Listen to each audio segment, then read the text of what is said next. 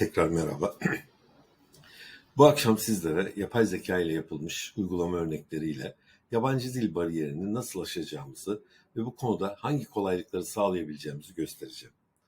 Bu uygulamalarla özellikle yabancı dil konusunda birçok korkunuzun ortadan kalkacağını, artık çok rahat yabancı dilde olan videoları izleyebileceğinizi, yabancı dildeki dosyaları Türkçe okuyabileceğinizi göstermek istiyorum. Hazırsanız harika örneklerle dolu bir yolculuğa çıkıyoruz. Umarım memnun kalırsınız. Başlamadan önce tekrar abone olmayı, paylaşmayı ve beğenmeyi unutmayın diyorum. Ne kadar çok insana ulaşabilirsek o kadar çok fayda sağlayacağını umuyorum bu videoların. Başlıyoruz. Size şimdi ilk önce YouTube'dan örnekler göstermek istiyorum. Şimdi burada bir videomuz var. İlk bu çıkmış. 23 dakikalık bir video. Basalım. Buna basıyoruz. Here 10 free AI tools. Açıldı. İngilizce konuşuyor. İngilizce. Şimdi başlattık videoyu. Daha 4. saniyede. Şimdi Cider diye bir uygulamamız var. Biraz sonra size onu detaylı olarak anlatırım. Videoyu özetle diye bastık. Gördüğünüz gibi şu anda ücretsiz AI araçları kullanarak ev ortamında binlerce dolar kazanma yolları sunuluyor. Araçlar arasında araştırma, veri analizi, sosyal medya tasarımı, marka oluşturma ve akademik metin anlama gibi çeşitli özellikler bulunuyor. Bu araçlar sayesinde hizmet satış, danışmanlık, eğitim içeriği üretimi gibi gelir elde etme yolları sunuluyor. Burada da soracağınız bu video ile ilgili soracağınız sorulara örnekler var. Mesela bunları sorduğunuz zaman bu videonun içindeki oluşumlara göre cevap veriyor. Şimdi burada da tek tek önemli bölümleri almış. Mesela bu başlangıç kısmı, bu 4. dakika, 8. dakika. Bunları genişletebiliyorsunuz. Yani bastığınızda biraz daha alt detaylarını da veriyor. Bu 13. dakika. Mesela 16. dakikada online alışverişte yardımcı olan bir aracın ve araştırma makalelerini anlamak için AI destekli bir aracın nasıl kullanabileceğini anlatıyor diyor. Bu ilgimizi çekti. Basıyoruz. Direkt burada gidiyor. Şimdi ve bu gayet güzel bir application. Çok güzel bir özet çıkartıyor ve özetli saatli olarak çıkar kısaca. Bunu şimdi buradan kapatıyorum.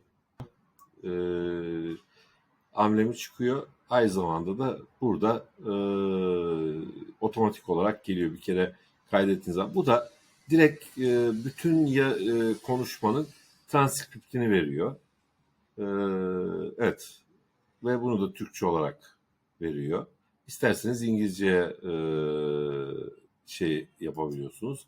Hatta böyle yapıp iki dil birden hem İngilizceyi hem Türkçeyi bir arada görebiliyorsunuz. Yani hem İngilizce öğrenmek için hem konuyu çok daha iyi anlayabilmek için bence çok yararlı, kullanışlı bir uygulama. Şimdi bu uygulamalarımızdan bir tanesi.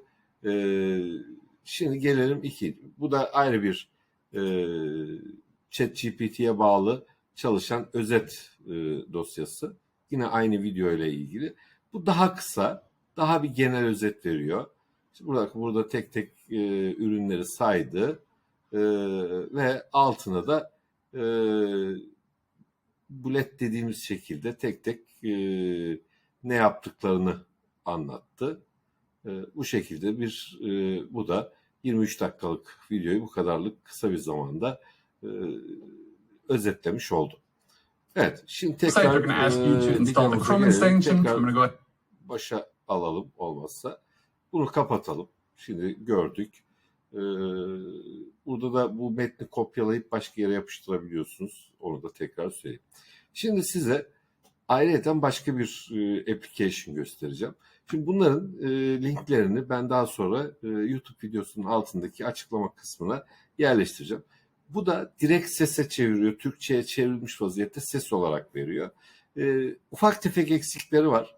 Şimdi burada gördüğünüz gibi tek bir Yelda adlı bir isimli bir Türkçe konuşan var. Hani bunu yapamıyorsunuz. Değiştiremiyorsunuz. Çok ekleyemiyorsunuz. Başka dillerde birçok aksan var ama Türkçe'de maalesef bir tek bu var. Şimdilik idare etmek lazım. Herhalde birkaç aya daha iyileri de gelir.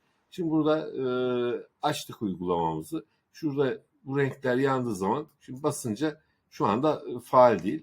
Şimdi basınca üstüne aktif olarak geliyor. Zaten otomatik olarak geliyor. Şimdi videoyu came up açtık. with that. And Bu aslında benim için çok doğru olmasına ihtiyacım var, o yüzden buraya gelebilir ve cevaplamak istediğiniz aktif gayrimenkul yatırımcılarının bir listesini verin. Birkaç saniye içinde bana Ufak arama tefek sonuçlarına dayalı bir cevap sağladı. Burada Los Angeles County'deki aktif emlak yatırımcıları hakkında bulduğumuz bilgiler var. hem Türkçesi kötü hem de ufak tefek problemler var ama yine de oldukça iyi diye düşünüyorum. Yani en azından altyazı okumaktan hoşlanmıyorsanız en azından bununla bir müddet siz rahat bir şekilde işinizi görebilirsiniz. Şimdi bunu deaktif edelim. Şimdi normal Google'ın altyazı şeyi var biliyorsunuz. YouTube kanalında genellikle. Bir başka eklentimiz var. Kadar yetenekli değil. Bu da eJoy diye bir program. Bunun da linkini bırakacağım. Bu tamamen zaten İngilizce Türkçe çeviri sözlüğü de var. Değişik özellikleri de var. Bunu da ayrıyeten denersiniz. Tahmin ediyorum çok kullanışlı bir şey olacak. Şimdi diyebilirsiniz ki peki geldik biz şimdi. Tabii bu çeviriler Türkçeden İngilizceye veya Türkçeden herhangi bir dile de çok rahatlıkla olabilir. Çok rahat bunları da yapabilirsiniz. Evet arkadaşlar, şimdi burada İngilizce bir sayfayı açtık. İngilizce bir web sayfası geldi bize. Şimdi bu Cider'ın bir eklentisi var. Şimdi burada bir de çeviri bölümü var. Bunun çevirisi enteresan. Çeviriye bastık. Şimdi nasıl çevirdi ona bakıyoruz. Şimdi mesela live reporting, canlı raporlama. Şimdi burada İngilizcesi var gördüğünüz gibi. Burada da altında da Türkçesi var. Burada İngilizce paragraf var. Burada altında Türkçe paragraf var.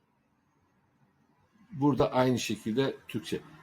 Bu hani hem İngilizce okuyup hem tam net anlamak için de Türkçe'ye de ihtiyacı olanlar için de çok güzel bir yol diye düşünüyorum.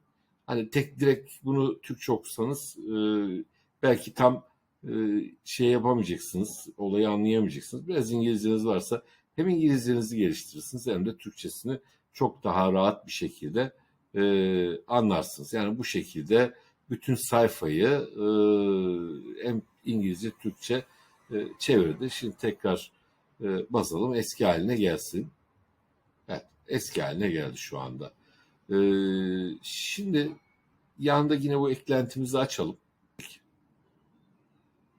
Bu özelliği var. Çeviri özelliğini biraz evvel gösterdim. Bu herhangi bir şey arayabiliyorsunuz. Herhangi bir resmi burada OCR yapıp okutabiliyorsunuz. Dil bilgisi kontrolü yaptırabiliyorsunuz. Herhangi bir soru sorabiliyorsunuz. Bu ressam kısmında resim yaptırabiliyorsunuz. Bu chat PDF bu enteresan bir şey. Bunu da ayrı bir sayfada açalım. Evet. Açınca şöyle bir şey geliyor. Yani bunun PDF sizin için okumasına müsaade edin diyor. Şimdi benim daha önce yüklediğim dosyalar var. Bunlar içerisinde böyle İngilizce olan şu mesela enteresan olan şu Inditex Zara markasının bir yıllık raporu var. Bakın bu İngilizce 18 sayfalık böyle bir rapor. Burada bize hemen bunu Inditex'in bu raporunun bir kısa özetini çıkarttı. Ondan sonra ben sordum. Online satışlar ne kadar dedim. İşte belgeye göre Inditex'in 2023 mali yılında %16 artarak 9.1 milyar euro olduğunu söylüyor. Bu şeyin içerisinden buldu. Satışların online oranı ne dedim. Belgeye göre diyor Inditex'in 2023 mali yılında toplam satışlarının %25.3'ü yani aşağı yukarı %25'in üstünde bir rakamı bu Zara grubu online satıyor. Düşünebiliyor musunuz arkadaşlar? Yani 9 milyar dolar euro aşağı yukarı herhalde 10 milyar doları geçiyor. Hani Türkiye'de birçok sektörün yaptığı ihracattan daha fazlasını online yapıyor Inditex grubu. Çevrim içi satışlar 9,1 milyar euro, toplam satışlar 35,9 milyar euro. Buradan da oranları hesaplamış, onu gösteriyor. Kaç mağaza var diyorum. Yani burada bir yerlerde yazıyor, böyle kalabalık bir şekilde tek tek anlatıyor. Bakın dosya burada. Ondan sonra kaç mağaza? 5692 mağaza var diyor. Kaç ülkede faaliyet gösteriyor? 213 ülkede faaliyet gösterdiğini söylüyor. Ha, kim bilir nerelerde yazıyor bu. Markalara göre mağaza sayısı ne diyorum? İşte Zara 1811, Zara Home 410, Plan 1 791, Massimo Dutti 544 gibi böyle mağaza sayılarını veriyor ve toplam 5692 diyor. Yıllık karı ne kadar diyorum? Belgeye göre Inditex'in 2023 mali yılı net geliri 5,4 milyar euro diyor. Yani bu şekilde bir size, yani İngilizce bir metini size Türkçe cevap veriyor. Ve burada metni bozmadan bir de metni İngilizceye çeviriyor. Onu da göstereyim. Bunu ayarlamam lazımdı. Evet, bunu tekrar yapmamız lazım. Evet arkadaşlar, şimdi bunu bırakalım. Bu şekilde olunca çok sağlıklı olmadı içeride. Evet, belgeye göre Inditex'in 2023 mali yılı net geliri de 5,4 milyar euro. Şimdi bunun bir de Türkçeden İngilizce metni Türkçe'ye çevirmesi var. Onu da başka bir program üstünde göstereyim. Bu program da yapıyor. Burada ürün özellikleri var. Burada GPT yapabiliyorsunuz. Grup sohbeti yapabiliyorsunuz AI'larla. Hatta görüntüyle sohbet yapabiliyorsunuz yapay zekayla. YouTube özetleyici var. Biraz evvel gösterdik. AI çevirmen var. Bir de PDF çevirmeni var.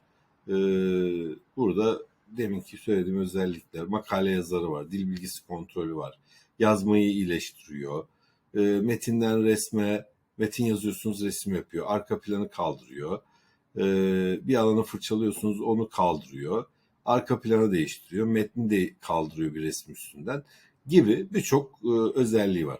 Şimdi başka bir programımız var, ona gelmek istiyorum. Özellikle İngilizce, yabancı dil konusunda. Bu da çok profesyonel.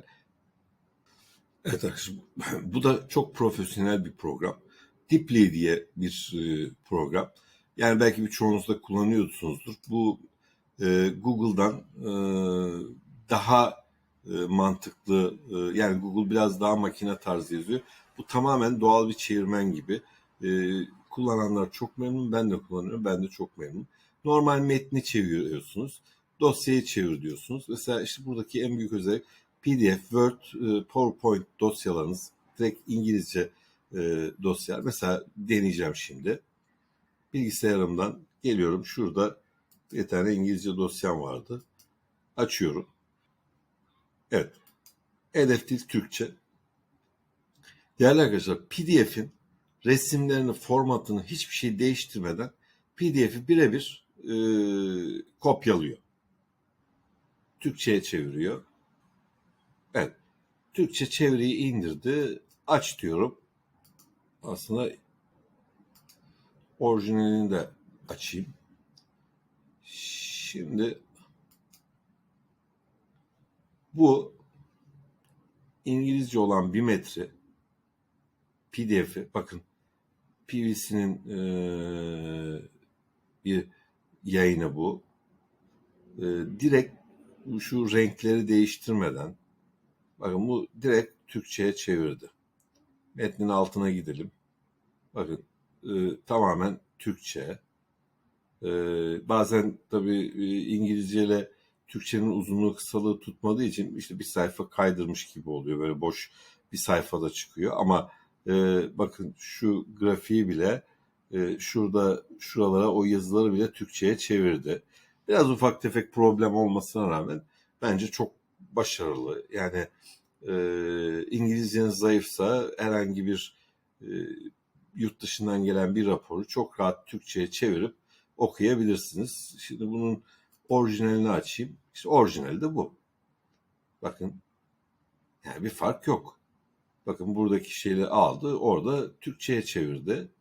Sadece yazılar sığmadığı için Türkçe biraz daha uzun yazıldığı için bir boşluk, sayfaların başlangıç kısımlarını kullandı. Bir boşluk oluştu orada. Bakın bu orijinali, bu da Türkçesi.